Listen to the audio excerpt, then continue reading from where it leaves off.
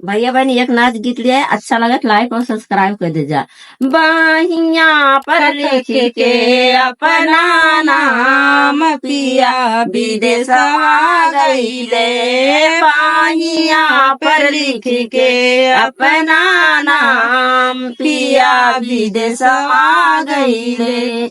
सोनावा की थालिया में जेवना बनायो, जेवना पर लिख के अपना नाम पिया विदेशवा गईले, जेवना पे लिख के अपना नाम पिया विदेशवा गईले। झरे गेड़ूलावा गंगा जल पानी, गेड़ूला पे लिख के अपना नाम पिया विदेशवा गईले। लाची लवंगा बीरा जोड़ायो, बीरवा पे लिख के अपना नाम पिया विदेशवा गईले, बीरवा पे लिख के अपना